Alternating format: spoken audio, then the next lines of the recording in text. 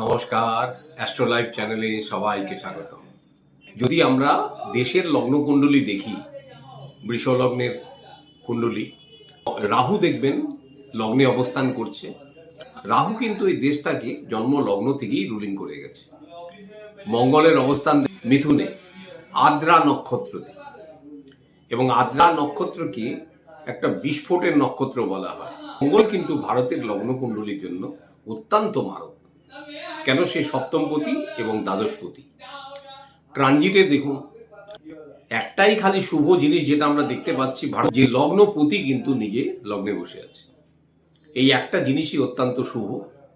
আবার সেইখানে দেখুন মঙ্গল কেতুযুক্ত চতুর্থ ঘরে রবির রাশিতে, সিংহ রাশিতে। কেতু যতটা না প্রবলেম করছে বা রাহু যতটা প্রবলেম করছে, এদেরকে সমস্যায় ফেলছে কিন্তু মঙ্গল। কেন? মঙ্গল যখনই চতুর্থ স্থানে সিংহ রাশিতে অবস্থান করছে, সে তো কেতুর সঙ্গে যুক্ত হয়ে একটা অঙ্গারক যোগ তৈরি করলো। আবার রাহুকে দৃষ্টি দিয়ে রাহুকে এক্সপ্যান্ড করার পাওয়ার দিয়ে দিল। এর পরিণাম হচ্ছে দেখবেন, এক তো যুদ্ধ বিগ্রহ, রক্তক্ষয়, সংঘাত। উল্টো দিকে দেখবেন বিভিন্ন রকম বায়ু ঘটিত সমস্যা, তার মধ্যে বিমান দুর্ঘটনা, কোনো ভাইরাসের স্প্রেড আগামী অন্তত বেশ কিছুদিন দেখতে পাবেন। দুর্ভাগ্যক্রমে ভারতের আবার মঙ্গলের দশা শুরু হচ্ছে সেপ্টেম্বর 2025 এবং এটা চলবে 2032। এই 7 বছর পুরোই যে মঙ্গল খারাপ তার কথা নয় কিন্তু, কেননা এর মধ্যে শুভ গ্রহ অন্তর্দশায় আসবে। তো প্রথম যে 2.5-3 বছর, এই 3 বছর ভারতের জন্য অত্যন্ত চ্যালেঞ্জিং। এবং সবচেয়ে বড় সমস্যা দেখবেন, যখন ভারতের লগ্নকুণ্ডলী দেখবেন, চতুর্থ ঘরটা কম্বাস্টেড, এবং এর নেট রেজাল্ট হচ্ছে ভারতের যখনই কোনো আভ্যন্তরীণ নীতি কোনো একটা নেবে, সেটা কোনোদিন সর্বসমর্থন পাবে না। বিভিন্ন লোকের বিভিন্ন মত।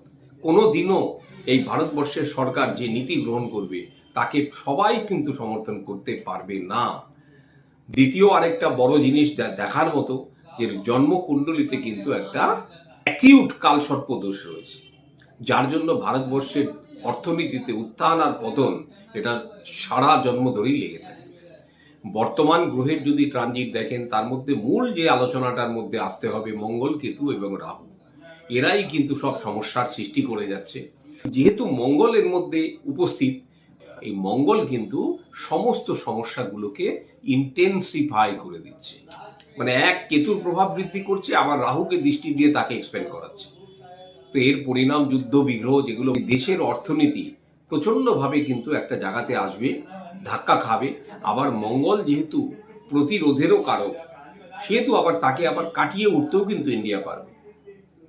সবচেয়ে বড় সমস্যায় ভারত পড়তে চলেছে এই পড়শি দেশগুলোকে নিয়ে।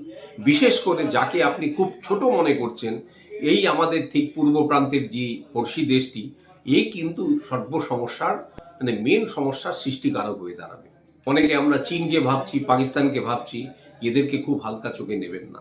এদেরকে একটা সময়ে স্বাধীনতা দিয়ে আমাদের দেশের ইনফ্রাস্ট্রাকচার ব্যবহার করে যাদেরকে স্বাধীনতা দেওয়া হয়েছিল, তারাই আজ হয়েছে চরম শত্রু, এবং এই জিনিসটা থেকে তারা আর বেরোতে পারবে না। কারণ হচ্ছে এদের পেছনে আরো 5টা নেগেটিভ মনোভাবপন্ন কান্ট্রি রয়েছে। দেখুন ভারতের চারপাশে, একদিকে পাকিস্তান, একদিকে বাংলাদেশ, শ্রীলঙ্কার সঙ্গে সম্পর্ক ভালো নয়, চীন তো বরাবরই আমাদের গুপ্ত শত্রু।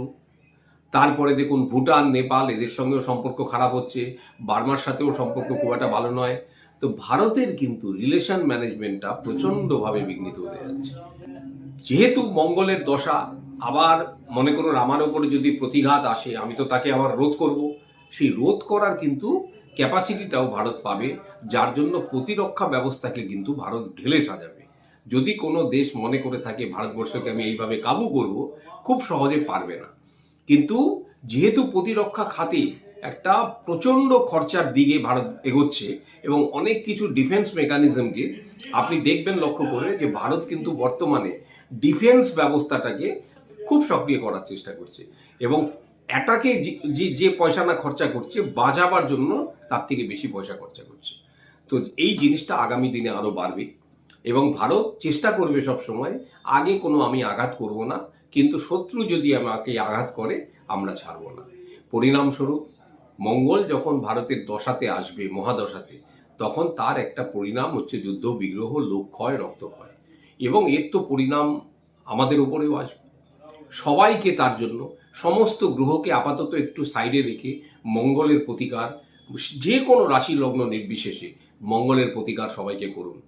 হনুমানজি মন্দিরে যান এবং হনুমান চালিসাটা ওখানে দাঁড়িয়ে পাঠ করুন। 11মুখী রুদ্রাক্ষর ধারণ শ্রাবণ মাসে, তার সাথে 2টো 5মুখী, 2টো 7মুখী অতি অবশ্যই করবেন।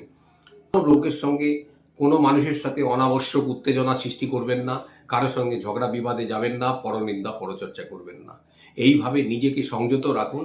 একমাত্র সংযত থাকার মাধ্যমে আপনি আপনার জীবনকে ঠিক রাখতে পারবেন। আদারওয়াইজ কিন্তু দেশের সাথে দশেরও সমস্যা হবে। নমস্কার, সবাই ভালো থাকুন। ওম নমঃ শিবায়।